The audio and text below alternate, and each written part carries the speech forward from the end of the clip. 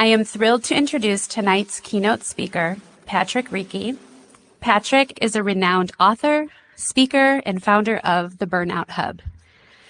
He has dedicated his career to helping healthcare professionals move from exhaustion to excellence, providing real-world tools for burnout prevention,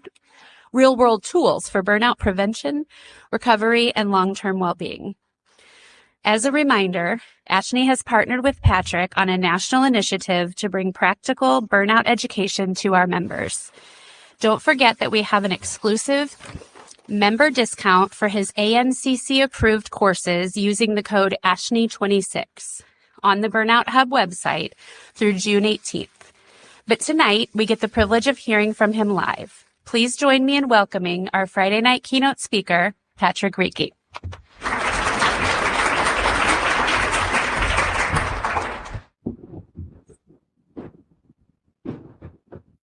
What are the chances I just grabbed the one microphone that was actually glitchy? We'll find that out, I guess, as we go along. And if so, we'll make a little switch. But it's really a pleasure to be with you. This is my first time in the state of Washington. Anybody else? This is your first time in the state?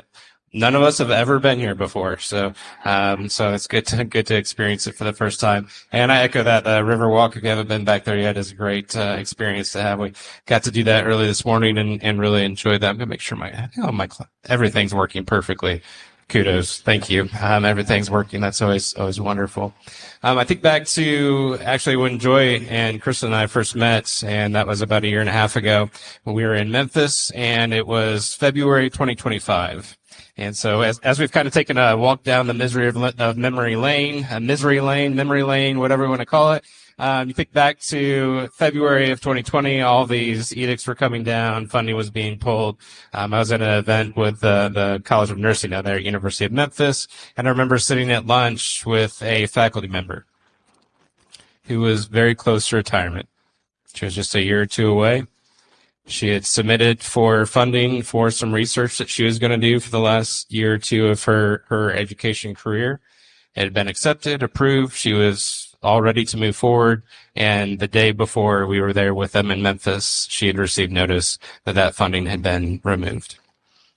And she honestly said, which I'm sure a lot of people have said in the intervening time, she said, I don't know what I'm going to do. She said, this is what I plan to do for my last year or two of my career. And now everything's been kind of turned on its head. So, kind of took me back just a little bit to that experience. I'm going to turn this just a little bit. Give me a second.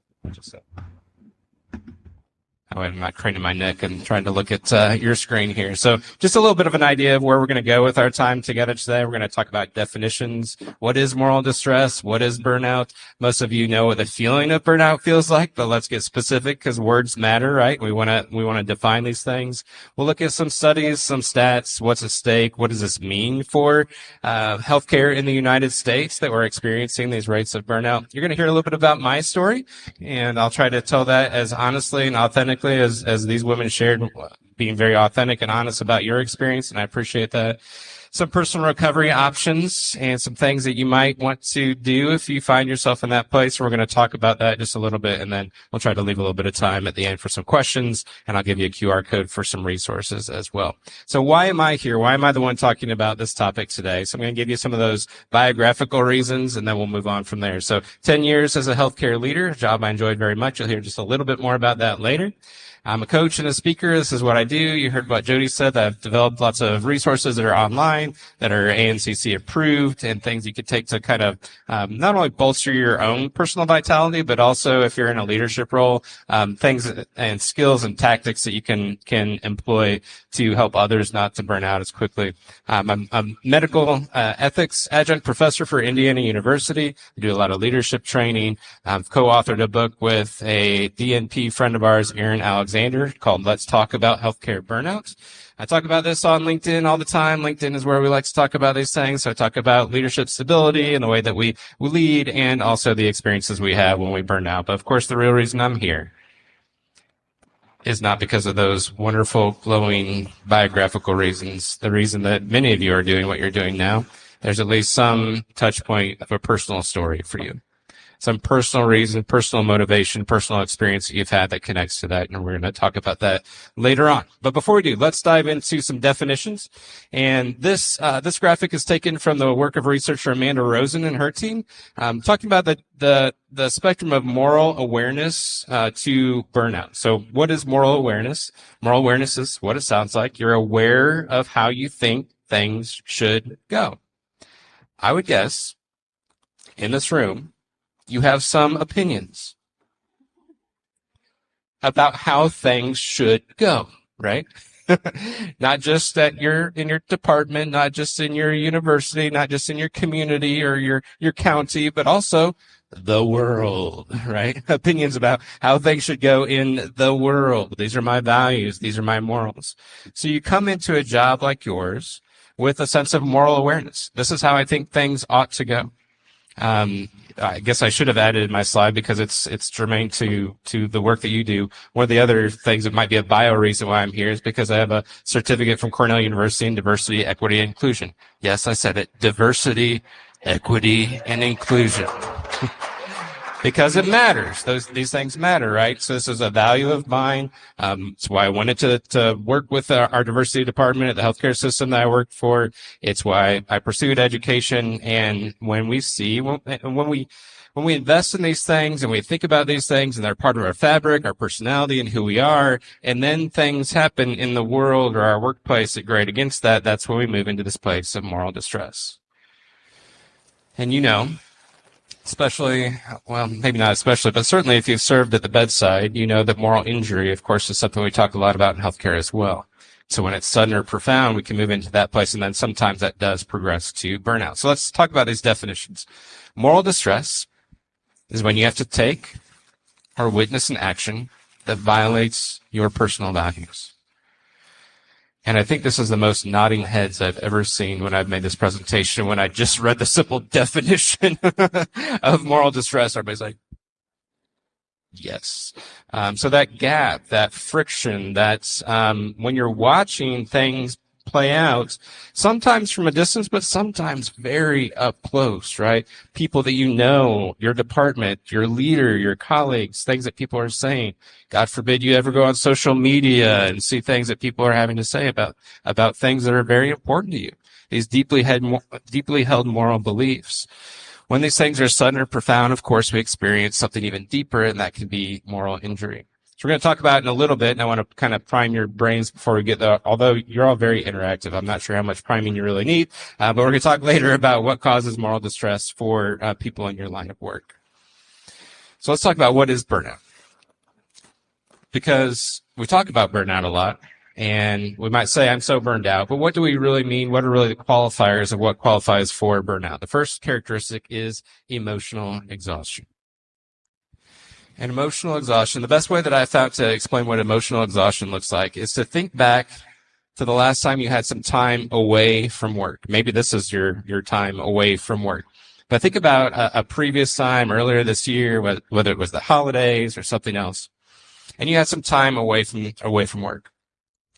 And then think about how you felt when you came back to work after that time away. Did you have some energy for the work? Did you say, I'm not asking, did you do cartwheels and say, yeah, thank God I get to go back to work? Like, that's a different psychosis, right? That's not the one we're talking about today. That's something different. But I'm asking, did you have some energy for what you're going to be doing? If the answer is yes, I did, then you probably don't check this box of the characteristic of emotional exhaustion. But if you're saying, I really didn't have anything left in the tank. I knew it even after a week off or a long weekend or a medical leave or something like that. Even after that, when I came back, I was dragging my feet. I didn't have the energy that I used to have, particularly when we look back over our careers, right? When we look back, we say, boy, I used to get so revved up about this. I couldn't wait to get in. I wanted to do this and that and the other thing. And then if we look back, we see that was the case then, but right now I don't have that same level of energy. We might be checking the box of emotional exhaustion. The next is depersonalization, when we're no longer engaging as a human being, when we're going through the motions, where we're robotic about what we're doing. Now, I'm not asking, are you ever robotic? I mean, certainly sometimes, especially if you've been teaching the same course for 20 years, that sometimes you're saying the thing that you've always said, right? But the question is, are you always that way? Or can you really engage and connect as one person, one human being to another? If you're in a place, by the way, let me say that I hope that you feel this already. I'm going to say it explicitly later. There's no judgment about any of these experiences, okay? But it's just a question of assessing for yourself, how am I feeling? What am I experiencing?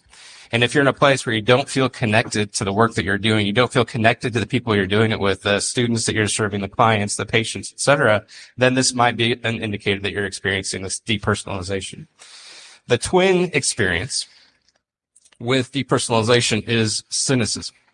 Now, when I say cynicism, I worry that some of you think I'm talking about sarcasm. I'm not talking about sarcasm.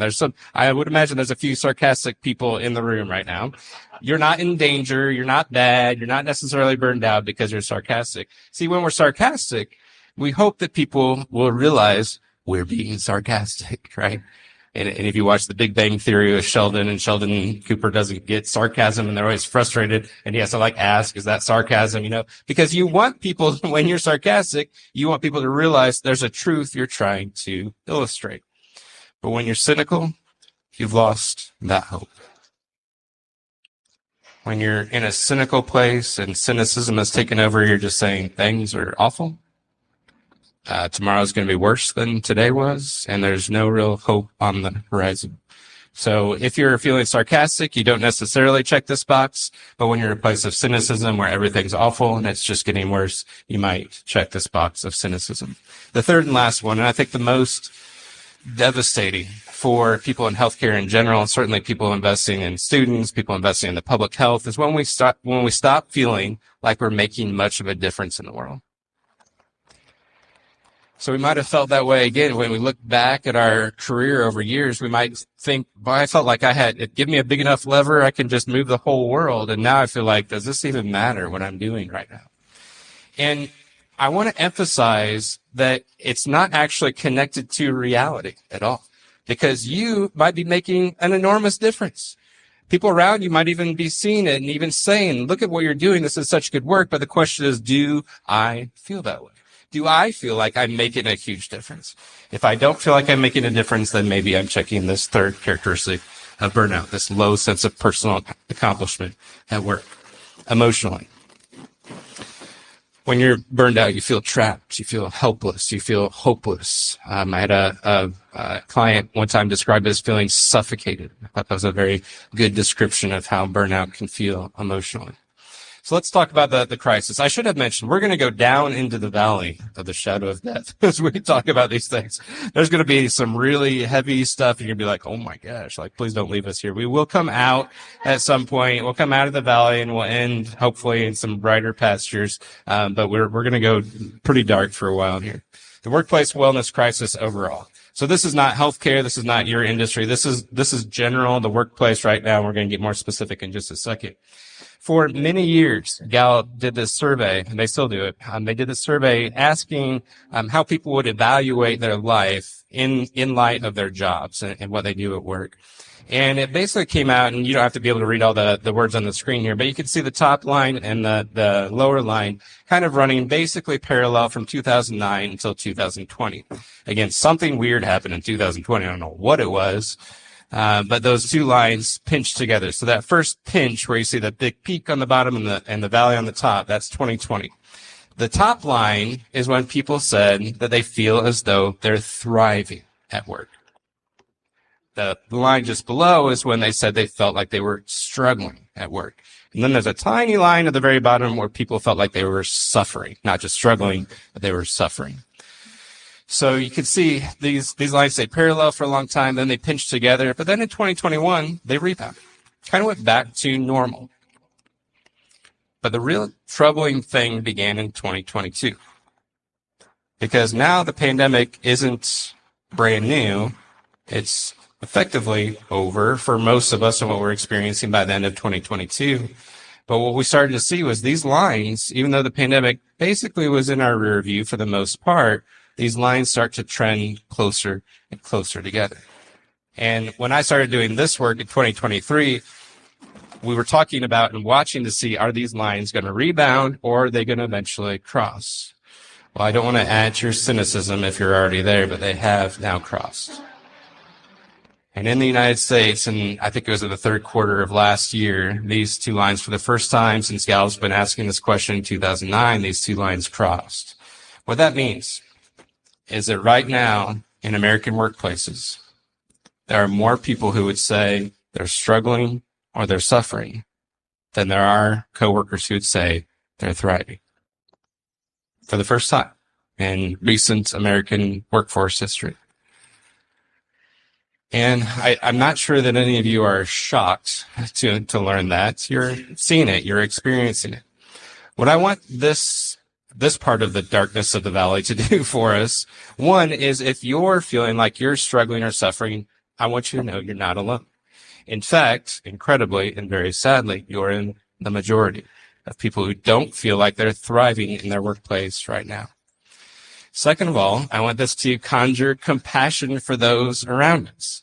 Because I served in leadership for a long time. I will admit, I think I was a pretty good leader, trying to be in tune to other people, et cetera, et cetera. But I assumed most people were doing okay, and then some people weren't doing okay. And the data kind of demonstrated that 65% of people said they were thriving, and then this lower number said they were not. We can no longer assume that most people at work are doing okay.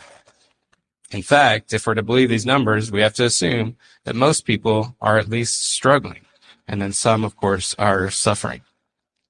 So let's talk about healthcare. I love the state of the nursing report that comes out every year because there's all sorts of interesting things. I think these two stats next to each other, some of you have already looked at these and you're already laughing a little bit. Nurses are weird people.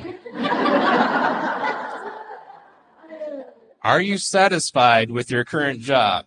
Not really. 47% saying they're satisfied, less than half. And again, this isn't, do you love your job? Do you feel fulfilled at your job? This is, would you give your job a C? No. No, I would not, most of the time. So we've got less than half of the people who are, of nurses who are saying, yes, I'm satisfied. But then when you ask them the follow-up question, are you happy that you chose the nursing profession? They're like, you better believe it. What is wrong with you people? What did you say? It's not just a job, because you love that it's part of your identity, right? You love that it's part of the way that you show up in the world, not just when you clock in, you clock out, or you're doing your work, but also just in your family, in your community, on committees, doing things like this, bonding in these ways. And so I think it's a very telling thing about the nursing profession in general that so many of them would say right now things are not good. But I am very proud to be able to say that I'm a nurse. So I think this tells us really amazing things about nurses and some really telling things about the situations that they find themselves in. Physicians are not really any different. I want to just highlight one number for them. The same survey was done by the same group in 2018 and then again in 2024. So you got the pandemic right smack in the middle of that. But having come out of the pandemic by 2024, and the numbers in the same survey went from 40% to 60% for feelings of burnout for physicians. And residents were also in 2024, we're at that 60% mark. Even before COVID. Hard to believe, but burnout was actually around even before a worldwide pandemic, right? So it was already happening, some of the experiences. So the U.S. Surgeon General in his 2022 advisory said even before the pandemic, 35 to 54% of nurses and physicians were experiencing burnout. And then we entered into the difficulty of the pandemic. This is a very important, I'm going to actually read this quote. I'm not going to read a lot to you because you're smart people, you can read from the screen, but I think this is a very important point. Burnout is a distinct workplace phenomenon that primarily calls for a prioritization of systems-oriented, organizational-level solutions. A lot of people have been lying to us. What they've been saying is the fix for burnout is you need to take better care of yourself. I didn't ask if I was allowed to cuss before this, but that's bullshit. Okay, thank you. Jody said go ahead before I said bullshit. You heard that, right? Okay, it's being recorded. Just for the recording, Jody said yes right before I said bullshit. Is self-care important? Yes. Would it be nice to work someplace where they have all these wellness benefits and wellness programs and to take advantage of those? Yes. Is it going to solve what you experience in the difficult world of healthcare? No. What was the old, I can't remember his name, the doctor from Little House on the Prairie? It's Doc Brown? No? Baker, Doc Brown, that was a different movie. That was Back to the Future. That's right. Different type of burnout in that situation. That was more the car type of burnout, than Doc Baker had a hard job, right? Even though he didn't deal with any of the stuff that we deal with today, he was just in healthcare. He's a fictional character, I accept that. But, he had to deal with things that are difficult because healthcare is a difficult profession, even without all the modern complications. So, we can't look at a nurse who's serving in the NICU who's been caring for a baby for 68 days and then that baby dies and say, well, but if you would stop by the resource table in conference room A and pick up a squeezy ball, that will solve your feelings of moral distress, your burnout, your sadness. And please do not take the squishy ball and throw it at anyone. Please do not do that. We know you might be tempted. It is a systems level experience. Systems on the level of it's just healthcare and taking care of people is difficult work. And then systems on its insurance, its legislation, its leadership, its systems within systems. It's a department that's within a larger organization. And so the fix for burnout is not a yoga class. The fix for burnout is not, even as wonderful as the things that we're going to do here today, these things don't resolve all of the dilemmas that you've ever faced. Now, we are going to get to that self-care piece at the end, but I want to really underscore that the only way to fix all of these horrible things, all these horrible statistics, is through systems level and organizational change. This was in Denver. This is the first time I did a live poll asking this question. We're going to do this together later. But I asked the question, there's about 400 oncology nursing leaders in the room, and 232 of them participated in this particular live poll. And I asked them the question in this room. Now, I'd seen numbers like some of the other stuff I've shared, 40%, 60%, some really startling numbers of the level of burnout. And so I expected the live poll to fall along those lines. And I asked this room full of nurses and nurse leaders, have you experienced at least one of the characteristics of burnout, the three that we just went through, in the past 12 months? And this picture is actually the moment that I was like, oh, shit. I don't know, you can't really see on the screen, but you can see the numbers below. 90% of them said yes. 90%. In a large room, people from all over the country. I think what hit me the most when I looked at the responses later was that there was only 8 out of 232 that felt confident enough to say, no, I've not experienced any of these experiences of burnout, any of these characteristics of burnout in the past 12 months. Okay, we are in the valley of the shadow of death now. I told you that. If we were going there, we're just going to stay there for a little longer. Nurse educator burnout. You're like, I thought you were never going to get to us. These are some of the worst numbers. As far as actual surveys and studies, this is, I think, from a 2003 study, so it's just a little bit old. But I'm not sure we've dynamically improved the situation that you're experiencing since 2023. Overall burnout, 85% of nursing faculty are reporting moderate or high levels of burnout. So this is a higher bar than what I asked. What I asked is, are you experiencing one of the characteristics? This is the question, moderate or high level, and it came back at an 85%. 85% saying high levels of emotional exhaustion, and 85% of high disengagement, that depersonalization that we talked about. Why? Is it because nurse educators just don't have good resilience? Maybe you're just not as smart as the rest of the population. Maybe not as accomplished. Maybe you should have gone to school for just a little longer than you did, right? Right? Spend a little more money, go into a little more debt. No, it's not those things. It's not the lack of self-care. If 60%, let's be modest and pick a number in between. If 60% of the healthcare workforce, of higher education, of nursing faculty, if 60% of them are feeling the strain, then it is a systems problem. It is not a personal resilience. In fact, I'm going to offend some people here. I kind of hate the resilience talk right now. Because now we're blaming you. You should be more resilient. Now, it would be great to be more resilient, but have you ever met a nurse? They are already pretty damn resilient. Some of the things they've had to, have you ever had to put a tube up a man's penis before? No, then don't talk about how nurses should be more resilient, right? Like if you haven't had to do it, then you shouldn't be talking about it like that. So the resilience talk, I think, is a perpetuation of the lie that it's a personal issue, not an organizational issue.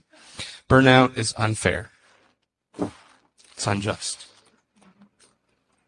It happens to good people who want to do good work or are put into shitty situations over and over.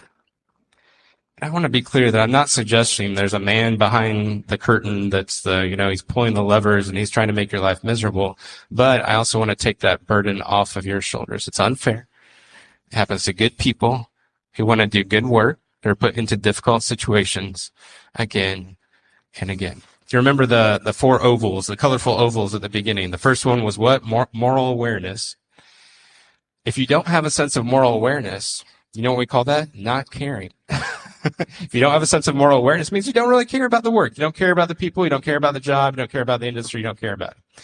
Guess what? The good news is for our colleagues who don't care. They don't burn out. Why? Because they don't care.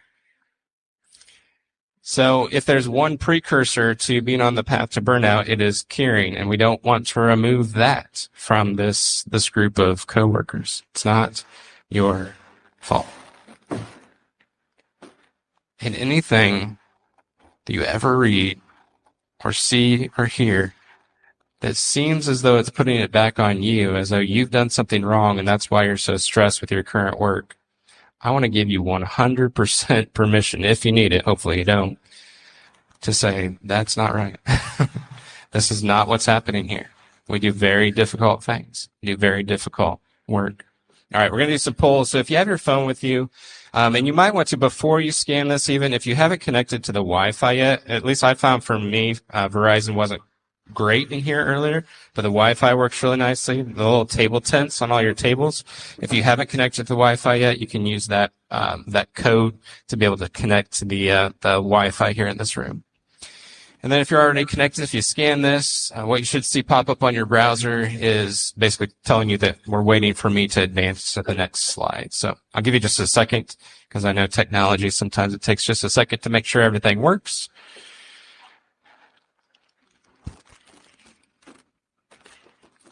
All right, some of you seen that on your screen now. Just waiting for the poll to begin.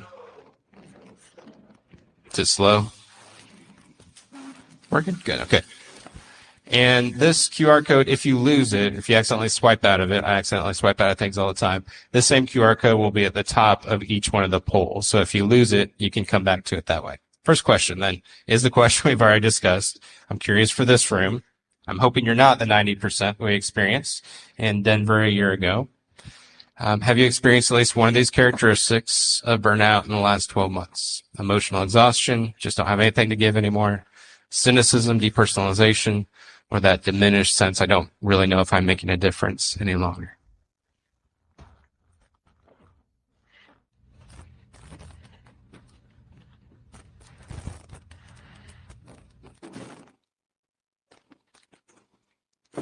We could probably test you for cynicism by asking you to predict what the outcome is going to be. 100%, you might be cynical. Yeah, okay. Let's see. 82. Mad respect to the maybe people too, because I think there's some honesty there. Like, I'm not sure what I'm feeling. I'm feeling something. I'm not sure I like it, but I'm feeling something. Yeah, so 80% no at that 9%. So this one's locked. So it wouldn't work for you at that one because we've already locked that one, but there will be one more coming up here soon. How about you? What are some of the common contributors to moral distress and burnout for you? So we're going to put a slide up here. This is going to allow you to put in, it works best if you just use one word. And here's this QR code again, if you can, and if you need to walk over to scan it, you can do that too. But this works best if you use one word. What causes moral distress for community health educators, public health, nursing educators? Workload, administration, staffing, time, polarization. Somebody said Donald. Just seeing the first name lowercase is cracking me up. Okay. This is not a political statement. Just seeing it that way was entertaining for me. Deans, students funding. See workload, politics, and administration are the three largest. That means more people are saying those than the other ones. Admin, polarization, disrespect, mistrust, apathy. I'm starting to get a little motion sick watching these come in here, but biases, mistrust, jobs, lack of support, I assume. When we see support, feeling powerless, unappreciated. Staffing, yeah, staffing, for sure. Staffing goes along with workload and administration. Yeah, time.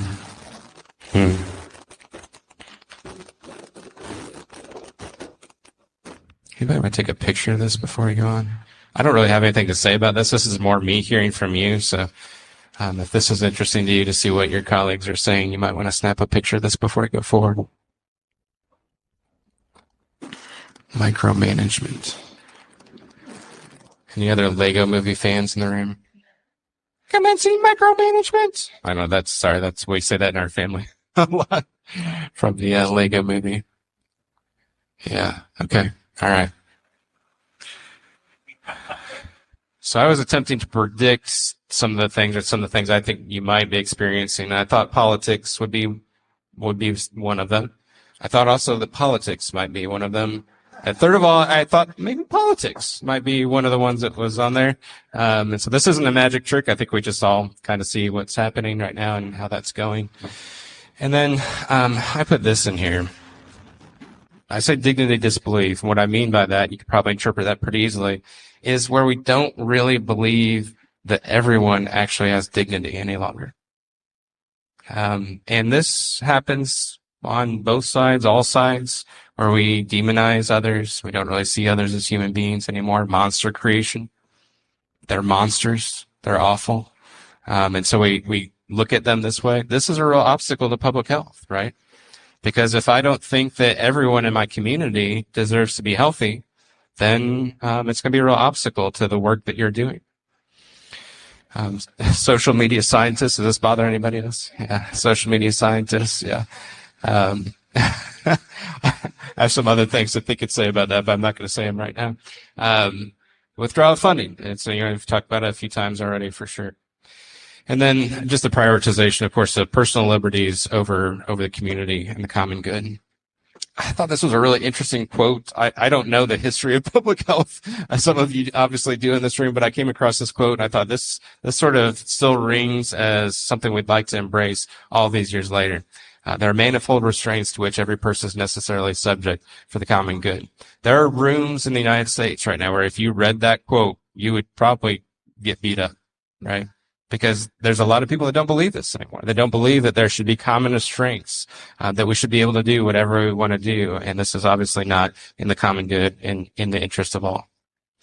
So let's stop wondering why we're tired. Why we're questioning if we want to keep doing this. And I want to really land on this last one. Let's stop asking ourselves why we're so angry.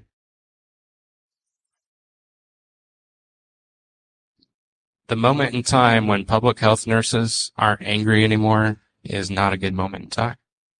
In fact, we need you to be angry. Now, do we need you to go off half-cocked on social media all the time? Only occasionally for our entertainment. No, not necessarily. We don't need you to be over the top, but that anger can really fuel your work, right? Because when you see that mothers of women of color die during childbirth more often than their counterparts, that should piss you off. And you should therefore be motivated to do something about it, right? And so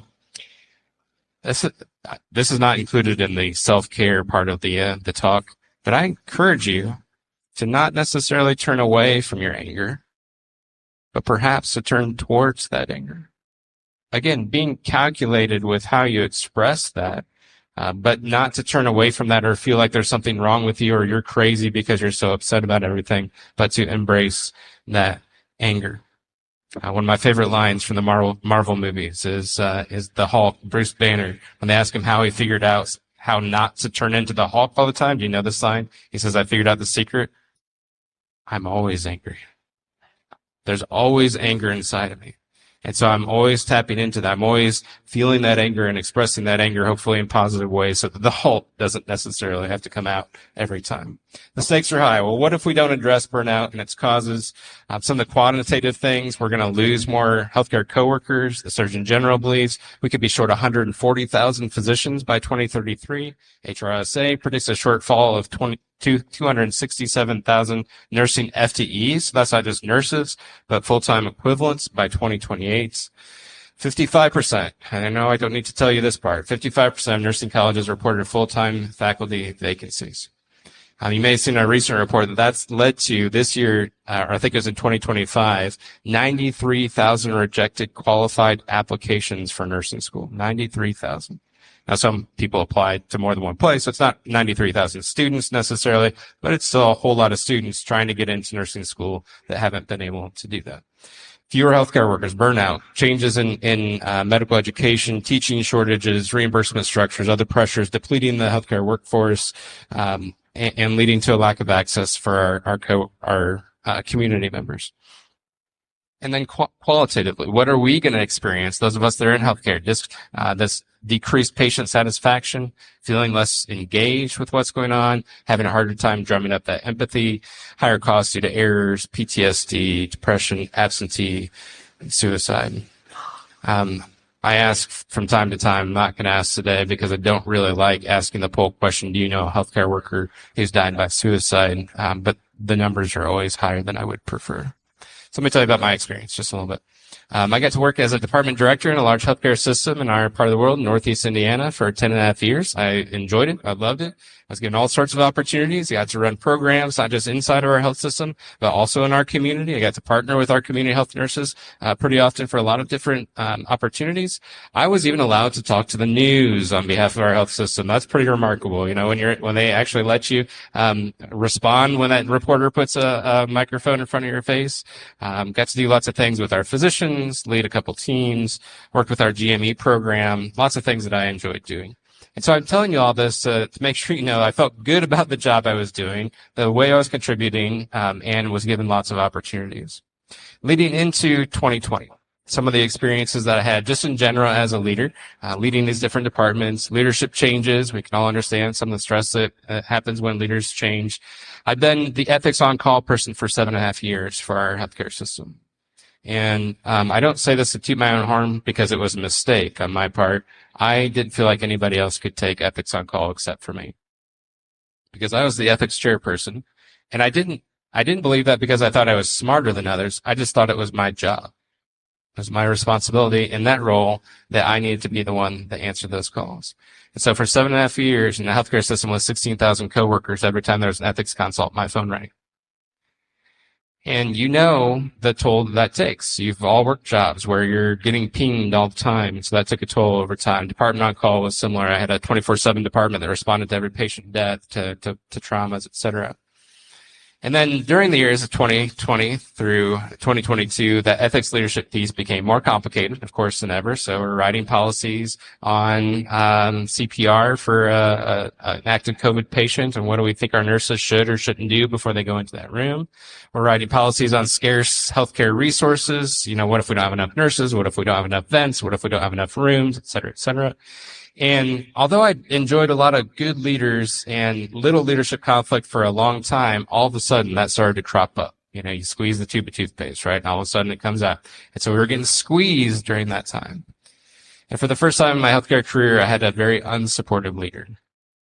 And while my team was responding in person to traumas and patients and everything else, the leader that I ended up with during this time frame didn't come to the hospital for over a year. not for a meeting, not to eat lunch, not to meet with me, my team, or any of that. Now, do I blame him? You better believe I do. But I also wonder if I had the option, would I have taken it, right?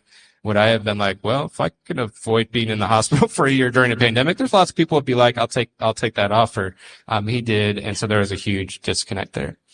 My spiritual care team during those 2.5 years responded in person to 5,563 patient deaths. And now we'd done that for a long time. We knew how to do the work, but the volume and the environment changed. And so it wasn't that we didn't know how to serve patients and families in that situation. It was just that there was more of them than ever before, and the environment, of course, had changed significantly.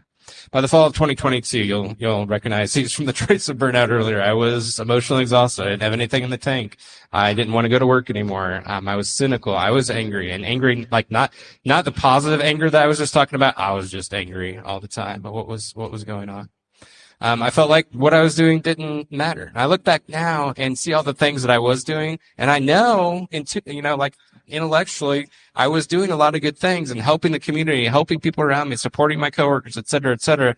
But I just felt like this is hopeless. I feel helpless. I feel like there's nothing that I'm really doing to actually make a positive difference. The world seems so big and so heavy right now, and I felt all of those things. So on my 44th birthday, which is September 5th, I'm not sure why I'm telling you my exact birthday. Also, my social security number is. And so I guess I want to say that's towards the end of the pandemic. So the fall of 2022, on my birthday, I woke up and I knew already that something was different inside my body. Now, you've already figured out that I'm not a clinical coworker, so I'm not super great at diagnosing things that are going on for me. But I knew something was going on for me medically that needed to be addressed. And so, what do we do when we need to address something for our health? We put it off and ignore it, right? So, for the most of the day, we had planned we were going to go out to Casa Grande and get Mexican food for my birthday at lunch. It was Labor Day. My kids were off school, and so we went out and got my tacos de chorizo. And yes, those are green pants. So don't judge me for the way I look there. My daughter is 17, so she judges my outfits all the time. So I don't need any more of that judgment. But this was us that day going out to lunch. And while this is my 44th birthday, this also is my 44th birthday. And I've been watching my smartwatch, and my heart rate would jump up and then would drop down. At rest, it would jump up and then would drop down. And by the middle of the afternoon, my Apple Watch was like, I think we've seen enough, and sent an alert, buzz, buzz, buzz, buzz, buzz, buzz on my wrist, saying that I was experiencing AFib.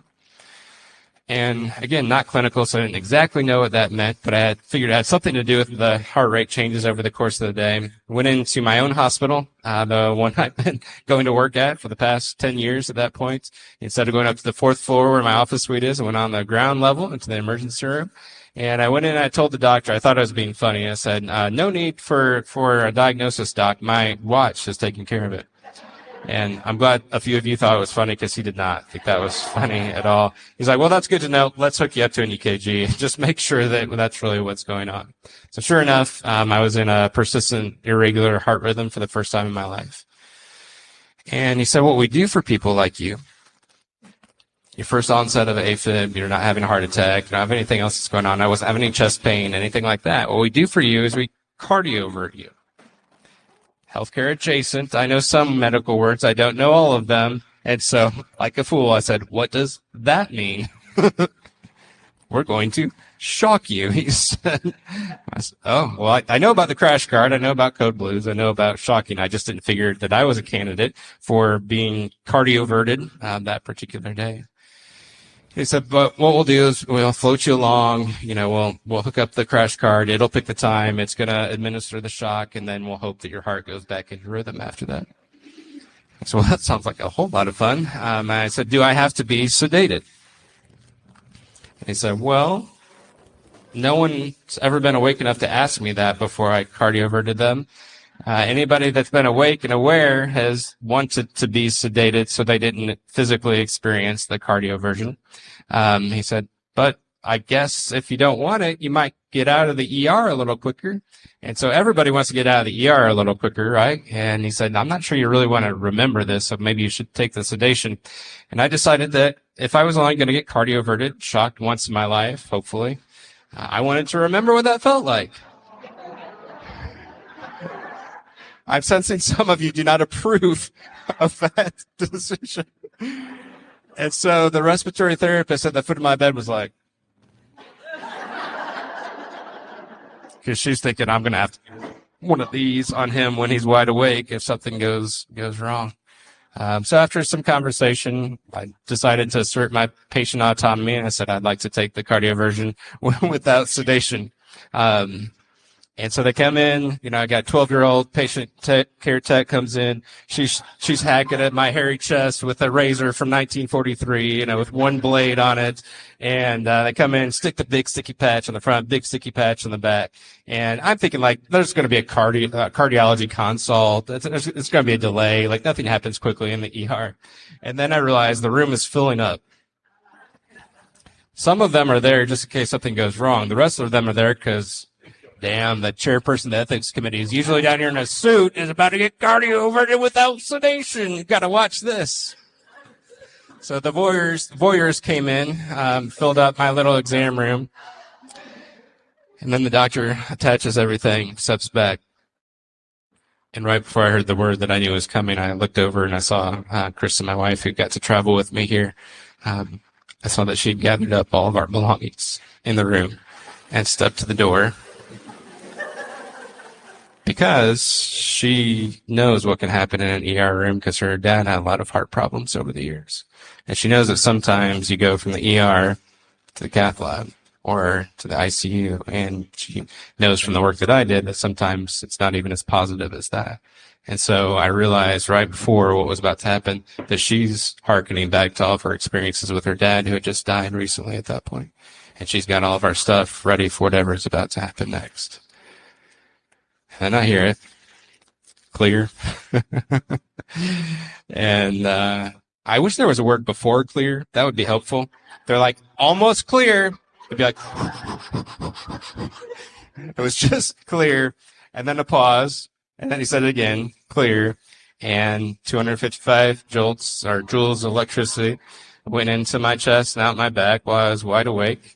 Again, harkening back to, I've been watching too many Marvel movies recently, but in the Marvel movies, when they hit you in the chest and their astral form comes out of their body and then it sucks back into their body. That's how I would describe what I experienced being cardioverted without sedation. My whole body jumped. I couldn't, at 48 years old, I would not be able to replicate what my body did, at that time. All of my appendages came up off the bed, crashed back down. I figured out why they called it crash cart, because my body would whoop, crash on top of the gurney.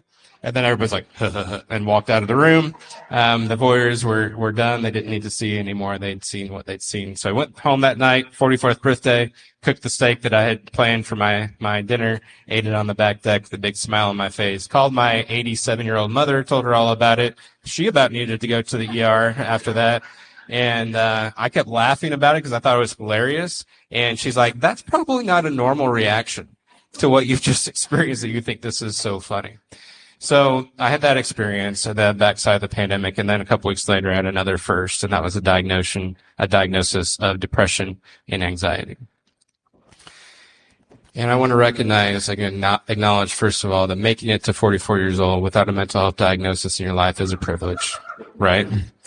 And I appreciate that. And making it to 44 years old without any heart problems is good. But I also think, when we have new revelations about ourselves, our body, our minds, our spirits, our emotions, especially when there's multiple within a short period of time, it's good for us to pay attention. And I would like to say that in that moment after my body crashed down, I knew I was burned out. I knew things needed to change, but I'm not quite that introspective and didn't have quite that level of insight. There's two moments where it finally did click for me. It was a few weeks after this experience. And I was share this picture with my explanation of my diagnosis of depression and anxiety, because I think it's good for us to remember this is what depressed people sometimes look like. Smiling, showing up, participating, at least going through the motions, maybe doing the things that they've always done. I look much sharper there, I think, now than I probably do today. But a few weeks after that, I was sitting with my therapist, and I told her the story that I just told you about the cardioversion. I told her that my general practitioner diagnosed me with depression and anxiety. And I said these words to her. This will show you the lack of insight I had. I said, but I'm not sure the two are related to one another at all. And my therapist went like this. Really? I was like, yeah. And then she did it again. She goes, really? And that was when I first started to realize I've got to make some changes. Some things need to start to change in my life. Because my sense of identity really started to come apart during burnout. I'm an ordained pastor. You know, we like to think of ourselves as helpful and supportive. I thought I was a capable leader, ethics chairperson, helpful, strong, not needy and debilitated. But I couldn't do what I'd done in the past because of what I was experiencing. And I would just sum it up by saying the work that I enjoyed for so long was killing me. I thought I was alone, and this is part of the reason why I'm talking about it in front of you right now, is because I don't want you to feel like you're alone if you're experiencing it or if you experience it in the future. What I found out is that it's a very common experience, and these physical manifestations of the experiences are common too. People having stroke, dysphagia. I figured out that later, as people started to talk to me, that what I experienced with AFib was a very common experience, heart flutter, and some of these different experiences. I've had people tell me they had leg drop, paralyzed fingers, this elevated cortisol leading to their jaws. This was one person, their jaw and their teeth separating because of the high cortisol levels. 6 months after I was in the ER, I met with my electrophysiologist, because I have an electrophysiologist now. No, electrocardiologist. There we go. I can't even get his name right or his title right. And he said, usually I can't diagnose why a person has AFib, but in your case, I can diagnose it. It was vaguely mediated AFib, meaning that your vagus nerve was so shot from all the stress you'd been under that your heart actually went out of rhythm. Some of the things I hear from my coaching clients, my leader hasn't talked to me in 10 months. My leader said, I never think about you. Nurse leaders who've been on call for 25 years. I talked with a nurse leader not long ago that literally had worked overnight, had worked an entire 24-hour shift, and not at the bedside, like doing administrative stuff. Had worked 24 hours, went home to crash, and the next week her leader just said, no, you don't need to do that. And that was the whole conversation. They just sort of went on after she'd given that much. So there are two paths to overcoming burnout. We talked about organizational is really what we need. We're not going to talk about what organizations and leaders need to do because now we're going to focus on that personal recovery side. We're going to try to come out of the valley before we're done here together.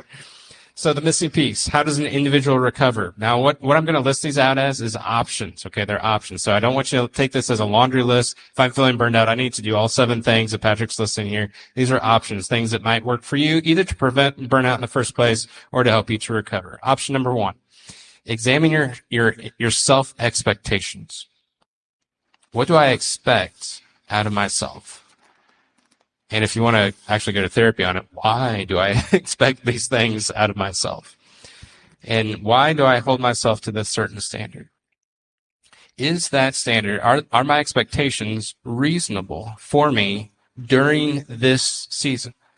So our lives, our careers are seasonal, right? There's certain seasons of our careers. We have lots of energy. We have maybe some extra time. We don't, nobody's sick at home. We've got this extra to give during that time. And then there's other times that everything's kind of falling apart. So maybe we don't have as much extra to give. So what are our expectations for ourselves during this time right now? You may have heard the saying before, if someone else talked to me the way I talk to me, I wouldn't want to be their friend. So how am I talking to me? Am I beating myself up? Am I holding myself to an expectation that's unrealistic during this time that I'm going through right now? Next, I'm probably the only person that's going to tell you this. You might need to turn it down a little bit. Not focus so much. Not be so intense about your work. There might be some people around you who actually do wish you would turn down your intensity level just a little bit. And maybe that's okay to do. And I'm not saying to turn off caring altogether. But if you're a person you're thinking about work all the time, you're investing in work all the time, you're always on, you're always available, that's not sustainable. So how do I turn it down just a little bit where I'm not so intense about it, I'm not quite so focused? Next is draw boundaries. I know it's easier said than done. So I'm not going to just leave you with the cliche. You should draw some boundaries. We're going to give you a little mental map to think about how you can draw boundaries. I want you to think about In your work right now, what's really stressing you out? Is it a scope of responsibility? All this stuff that I have to be responsible for? Is it a person that if they're here, don't nod in their general direction or anything? It's you. Is it a person that you have to interact with? Is it a committee that you're a part of? Is it a task? Is it a meeting that you have to go to on a weekly or monthly basis? And what I want you to do, now that you've thought of what that stressful thing is, what's really sort of draining your energy, I want you to draw a little box around it. And now that you've drawn that box around it, we're going to ask 2 questions about that thing that's stressing you out. One is, do I actually have to do this? Because sometimes we get in the habit of doing the same things over and over, and they're draining our energy. And we have to ask ourselves that question. Is this something I actually have to engage in? Is there a way to back out of it? Is there somebody else that should be doing this? And I've already heard stories from some of you today who've said, I used to do all this, and I just told them I can't do that anymore. Sometimes we have to say we can't do that anymore. Most of the time, I would say about 20% of the time, the answer is, no, I don't really need to do that, and so I'm going to draw that boundary in that way. The other 80% of the time, when you do have to continue to do it, this is what I want you to do. I want you to avoid the mistake that I made for years. There's one particular meeting, I'm not going to say which one it was, but one particular meeting I had on a monthly basis that I did not like going to. I hated it. It started at 7 a.m., and it was always in person, and so I couldn't take my daughter to school. I didn't like that. B, they required me to be there. I was on the required list of attendees, but they never wanted me to talk during the meeting. And I never had anything to really contribute during the meeting. It was about stuff that we were sort of like kind of connected to, but not really directly. And so I didn't really like the people that were in the meeting. I didn't like the way they talked to each other. It was kind of a toxic environment. So it was always on a Thursday morning. When do you think I started letting that meeting drain my energy? Well, you're better than I am. Monday morning, I'm starting to dread that meeting. Shit, that meeting's this week. On Thursday morning, I don't want to do that. And so it's starting to drain my energy days ahead of time. Here's the really bad part is there was a couple times I went to that meeting and it was awesome. They had breakfast and they were so nice. Now I'm like, I dreaded this all week and now it's really good. This is like that total backwards of my energy, right? And so I would just encourage you, if it's something you have to continue to do, to say, what sort of energy and emotional focus am I willing to give to this particular thing that's draining my energy? Developing some helpful mantras. Now, this will sound woo-woo, but the mantra has to be true, okay? The mantra can't be, everything's going to be okay. Everything's going to be okay. Probably not. Something's going to go wrong. That's almost a guarantee. It has to be a mantra that's really true and something that helps you when you're stressed out. So the one for me was when I was in the middle of burnout, depression, and anxiety, was things can change at any time. And that's true, right? Things can change, and you might not like the way they change, but certainly things can change at any time. This too shall pass. I survived 100% of my worst days. That's one of Kristen's favorites. I've heard somebody say recently, it's not my job to save the world. That's right. It's your job to participate, to do what you're doing, but it's not necessarily your job to save the world. Next, all right, we're going to do a little class participation. So, when you go through what I experienced with the AFib and then your electrocardiologist, am I saying the right word? Electrocardiologist. I'm just wrong. So when my doctor said this is because of your vagus nerve and what you're experiencing, I had to start paying attention to what's going on with my nervous system. So we're going to do that together. If you would stand up for just a second, we're going to do a little exercise together. And this is something you can do when you're feeling those times when your nervous system, you're in that fight or flight, you've got that overwhelm, and it just feels like everything's sort of kind of amped up. The first thing you can do, and obviously do this only if you feel safe doing it, is heel drops. It's where you're just dropping down your heel a little bit aggressive, and to where you're sending a shot through that nervous system, and that's going to kind of bring your nervous system back to your body. The next one we're going to do, move over here so I can use my hands. Next one we're going to do, you're going to take your hands like this and do the Mr. Spock, if you're able to do Mr. Spock, and not everybody could do that, where you separate your fingers. Now you're going to lay them on either sides of your ears like this, and just make little circles. Not really pressing much. You're just kind of giving a little pressure here. This is a place where this is where I realize I'm teaching you about medical stuff, and that's kind of ridiculous because you're all nurses. But that vagus nerve comes close to the surface here, and you can kind of give it that attention, say, it's okay, I'm safe, there's not a tiger in the woods, the email's not going to destroy my career. I'm safe right now. Another way you can do that, if you take your middle fingers, put them underneath your eyes right here, find that spot. You might have to take your glasses off for this one. I'm going to take mine off. If you put them underneath your eyes and do a little rotation here, next you're going to just slide those fingers around to your temples, that thin place on the side of your head. And we're going to go to the third location on your face, around your eyebrows and down in this bony place between your eyebrows, just above the bridge of your nose. So these are places where that vagus nerve comes close to the surface. You can go back around the bend here and do the same ones again. And it helps if you're just kind of telling yourself, I am safe, I can rest, I can relax, I can calm down. Breathing, I guess I can wear my glasses for breathing. Breathing, put your hand in your belly. Just going to do box breathing. A lot of you probably know this already. You're going to breathe in for 4, hold for 4, out for 4, hold for 4. So we're going to go in, hold, out, hold. One more time. In, hold, out, hold. So these ways to directly access our nervous system. Hopefully some of you feel a little bit more calm and relaxed after doing that. But ways to directly access the nervous system can be really powerful. You can have a seat. Hopefully I didn't just put you all to sleep because you got so relaxed. All right, last 2 things, and then we're going to be done.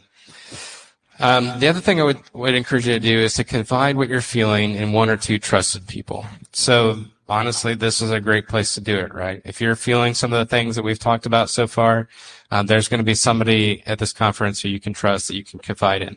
I also do recommend that sometimes it's not somebody you work with because they're relying on you for certain things, and yet the stakes are a little bit higher there. So having a conversation with somebody that you can trust to say, this is what I'm feeling, this is what I'm experiencing. We tend to make the mistake on one end of the spectrum or the other. Either we stuff it and we don't tell anybody about what we're feeling and how upset we are about things. And that doesn't work out very well for us, as I figured out. Or we make the mistake on the other end where we're telling everybody and we're just whining to anybody who will listen, oh my gosh, this is so bad, and that cynicism comes pouring out. And I think probably somewhere in between and finding just a few people to confide in is what's best for us. All right, we're going to conclude with one of my favorite parts. We're going to talk about creating a bucket list. And go ahead and roll your eyes if you're an eye-rolling person about bucket lists. You can roll your eyes. We're not talking about the social media version of bucket lists of, we're all going to go to the Maldives and jump in the sapphire water and have perfect bodies and climb a mountain and run a marathon, all that sort of stuff. We're talking about just creating a list of things you want to do. Because again, the effect of burnout is feeling hopeless, like you don't have any direction. What am I supposed to be doing for myself? The bucket list is the exact opposite of that energy of making a list of things that you want to do. And so when I was at my lowest point, when I was depressed, when I wasn't sure I really wanted to keep going, totally burned out, and I was still working the job that I was working, I remembered back to actually a speaker that had come to our health system. He talked about his own journey with mental health when he was at his lowest, when he wasn't sure he wanted to go on. And what changed things for him, not a magic pill, but what he experienced was that he created a bucket list of things he wanted to do before he died. And so he shared that with us. He kind of led us through some activities. And that had been years before I went through what I experienced. But intuitively, I hearkened back to that when I was at my lowest and remembered and thought, this is something that I need to do. And so Ben Nemton is his name. He and I have since connected, and well, I'm kind of pretending like I know him really well because I think he's really cool. I'm kind of a fanboy for him, but we do email from time to time. He actually responds to my emails. I'm pretty excited about that. But he encourages us to get to 100 bucket list items. I have not yet reached 100, but I have reached 94 items on the list. Some are crossed off, some are not crossed off. So about 50-50 right now. And so what I'd like to do before we conclude together is to open my list up to you. You can call it a number between 1 and 94, and I'll tell you what I've got on my list and whether or not I've been able to cross it off.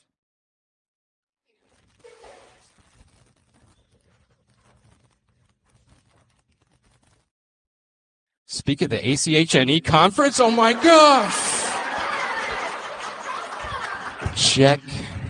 Got it. No, 2020. Oh my gosh, 2022 actually is really closely connected to that. No joke. Speaking of state that doesn't touch the state of Indiana, that's been checked off for a while, but had it not been, here we are. We're definitely not touching the state of Indiana. So that one was crossed off back in 2023. But yeah, another one. We got 1 and 46.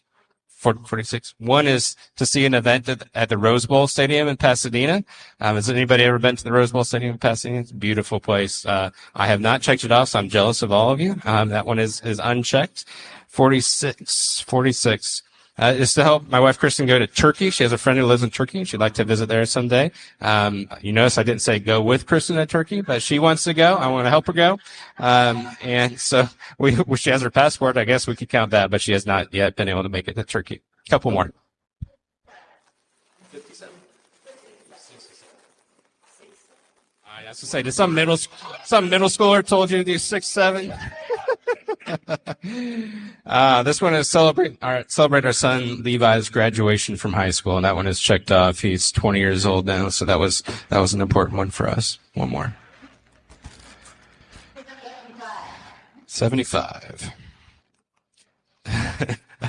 75 is personal in nature, but thank you for asking about it. So I wonder for you. Let's stop talking about me now. Let's talk about you. And no sneaking up to my bucket list later. For you, and this group participation real question: if you were to create a bucket list starting today, what's one thing you would put on there? Now I want to do some caveats. It could be something enormous. It could be go to Italy. It could be celebrate my son's graduation from high school. It could be something that's very simple and manageable. It could be something that's going to take years to complete. It could be professional. It could be personal. So for you, if you're going to create a bucket list today, what's the first thing you would put on it? This is the exact opposite of the burnout energy we talked about. That emotional exhaustion. I don't have any energy to do anything. Feeling trapped, feeling cynical about everything. I'm not making any difference in the world. You feel like you don't matter. So this is the opposite of that. Now I'm curious, one last question about bucket list before we wrap up. How many of you already have an actual recorded bucket list, either handwritten or on a note someplace? You can't just have it in your head. You actually have it recorded someplace. Raise your hand if you already have one. Okay. What was that? Maybe 10% of the room? So here's an interesting thing I discovered. I asked this question with healthcare audiences like this for about 2 years. I almost speak exclusively to healthcare audiences of one kind or another. And I saw almost always between 5 and 10%, similar to what we saw here. Actually, this is probably a little higher than we usually see. And I thought this must just be the world, 5 to 10% of the world has a bucket list. And then I spoke to a non-healthcare industry audience. It was a creative services marketing group for Purdue University in Indiana. And we did some of what we just talked back and forth about mine and theirs and, the energy, et cetera, et cetera. I said, how many of you? And 60% of their hands went up. And it just like the penny dropped for me, like, oh, those of us in service-oriented professions can get so focused on serving others that sometimes we forget to prioritize ourselves and what we want to do. All right. I know we've gone over a little bit. Any questions? Anything? Any feedback? Any smart aleck remarks you want to make or anything? Go ahead. Yeah. So you're asking, what do you do when you feel guilty for prioritizing yourself? Yeah. I think probably people could answer this better than me. But I think if you imagine sitting with a friend that you care about deeply, that does good work, maybe they even do work that's kind of similar to what you do, and imagine them expressing some of their hesitations to prioritize themselves. And then don't just think about what you would say to them, but think about how you would feel. I think you would probably feel like, I want you to want things for yourself. I want you to have these things. And also, of course, it's not binary. It's not either just think about yourself or be of service to the community, right? But I think we've viewed it that way. And so starting to blend in at an event recently where a woman said, I've been watching your stuff. I took your courses. I started the bucket list. I could only come up with 2 things. I don't know how to want anything. And then she said, through tears, she said, am I broken? And I said, well, let's go back to it's not your fault, right? Like you've gotten to this place because you care deeply about other people. It's weird to say that prioritizing yourself is a skill that takes exercise, but it is. If it's something where you felt guilty, again, maybe a good conversation with a therapist at some point too, like, why do I feel guilty about prioritizing myself? But then to just start to exercise it little by little. What's one little thing that I can do that I'm doing it because I want to do it? And you could talk to my wife afterwards, Kristen. She and I both stink at this still. So I'm preaching the message that I need to hear. So I appreciate that question. Other questions? Any other thoughts, comments, questions? Let me give you this before we go. If you scan this is a different QR code than you had before. This is going to take you to my Google form. It's going to let you do a little review of our time together today. You can tell me something about if you have other suggestions or ways that I can incorporate different pieces into presentations like this in the future. But what this is also going to do, if you don't mind doing the review for me, if this was helpful at all, I'd love to hear what you thought about it, your opinion about it. Also, once you've completed that, then next week I'm going to send you a free digital copy of the book that Aaron Alexander and I wrote together called Let's Talk About Healthcare Burnout. It's a very accessible book. I have 2 copies. We did flyers, so I couldn't pack a whole bunch of books. I have 2 copies. If anybody wants a free copy of that, I can give that to you before you go. But for the rest of you, you get a free digital copy if you fill out that review. This is the same QR code that was on the other screen just before this one, and one more. This is still the same QR code. But what you also get is a burnout screening test. And some of you in the room have taken the burnout screening test to see where you're at. And so what you'll get over email is not just the digital copy of the book, but you also get a link to be able to go on. It's like a 5-minute burnout screening to see what your risk level is at for burnout right now, and quite a few other resources that you'll receive too.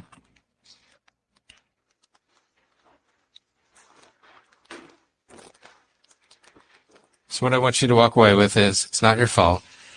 Burnout happens to good people who want to do good work, who are put into difficult situations again and again. It's an organizational reality, an occupational reality. And while you can't be blamed because your lack of resilience is what led you to be burned out, there are ways for us to regain our sense of agency and do the things that we want to do with our lives. Because burnout can't take away your dignity. It can't take away your worth.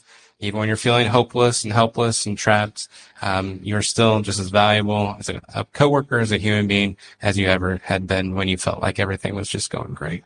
Thank you guys so much.